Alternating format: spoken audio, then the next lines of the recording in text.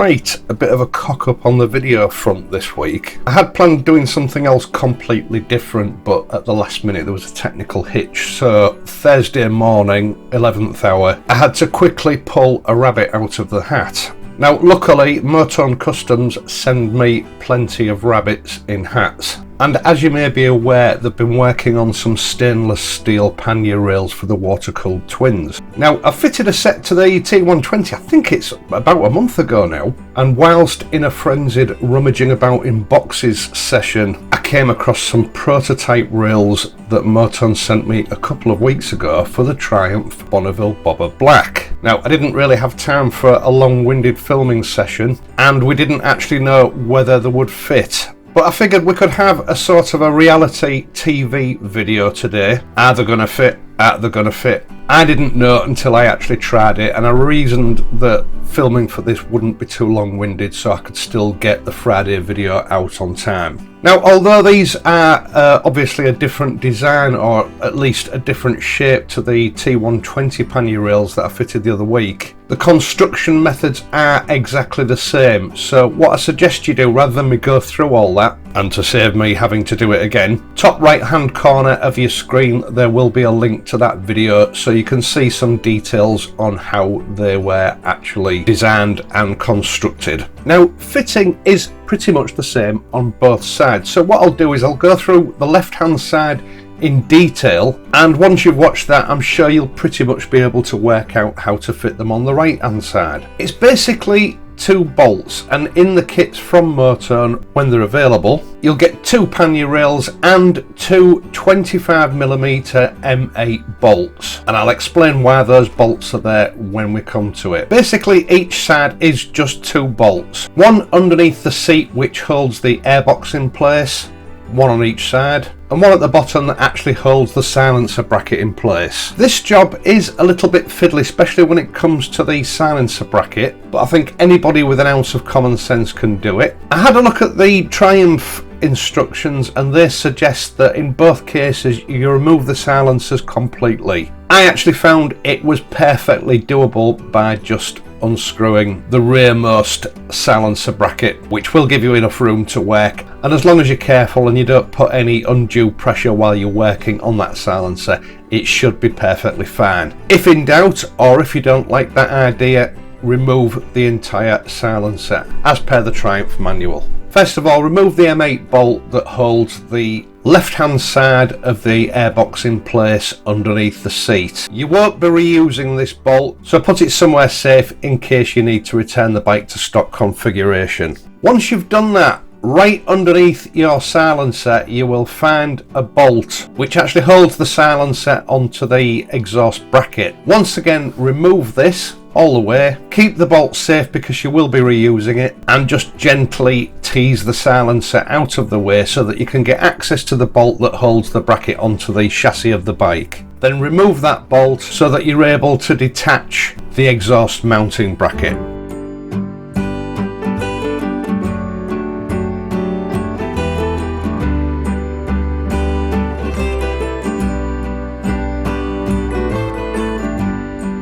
Now, take your left hand pannier rail and one of your 25mm stainless steel bolts that comes with the kit. When you removed the original bolt from the airbox, you will have noticed that there was a top hat spacer on it. The airbox is made of plastic, and this is to stop the bolt from crushing the plastic when you tighten it down. Insert your bolt through the top lug of the pannier rail and then place the top hat spacer onto the thread so that it's facing in towards where the airbox will be. Then carefully, making sure that you don't scratch anything either at the end you're working on or the loose end that hasn't been fastened down yet, thread your bolt into the airbox and screw it in. Now, tighten it up, but don't tighten it up fully. You still need to have a little bit of movement with the pannier rail to negotiate the bottom fastening. Try and achieve a tightness that will hold the entire rail in place, but will still allow you to move it without too much pressure. Now, the bottom bolt you will be reusing, and it requires some Loctite. You need a medium strength Loctite, but first you need to clean the Loctite off those threads. If you don't, there is a possibility that you may damage the thread. Apply some new Loctite, and then comes the fiddly bit. Place your exhaust mounting bracket over its hole, and you'll notice that it has a lug just above the bolt hole for locating into an indent which is in the frame. Make sure this engages properly. Place the bottom mounting of your pannier rail over the hole and then thread your bolt in. Now, before tightening this bolt up fully, make sure that the bracket is at the right angle to accept the silencer being fastened up to the bottom of the bracket, because there is a little bit of movement in it. So before you've fully tightened it up, it might be advantageous just to thread that bottom bolt in and screw it up finger tight. When you're happy that everything lines up correctly, check your clearances and then go ahead and tighten all 3 bolts up. And that's basically all there is to it. The right hand side is exactly the same. Now, what I will say is that on the right hand side, when you loosen the rear end of that silencer up, it is a little bit tighter than it is on the left hand side. So the space that you have to work in is just a little bit tighter, but it's perfectly doable.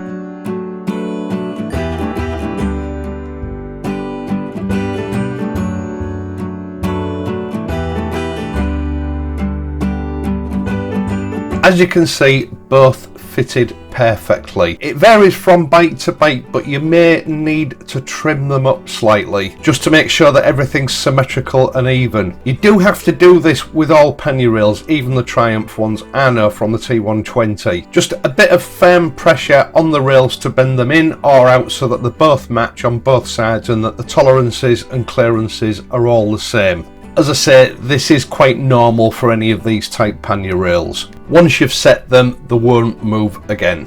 These are the same high quality 304 grade stainless steel as you've seen on the T120. Investment cast brackets at the top and then all polished to a mirror finish. Now, I'm pretty sure that MOTONE will be making some powder coated black ones. I personally don't like that finish on something like this. I prefer the polished stainless, so I will be leaving these on. Now, as I said at the beginning, these are a prototype. What MOTONE actually did is they made a batch of 10 altogether, up to normal production and retail grade. So these are exactly as they would be when the full production run begins. Now, I know that MOTONE are reserving 1 pair for their Bobber Black. I've got 1 pair, so there are 8 pairs which I believe MOTONE are putting on their website. As I've said, they will be doing a full production run. I'm not quite sure when they're going to be available, probably in the next month to 2 months. And just for the avoidance of doubt, these will fit the Bobber Black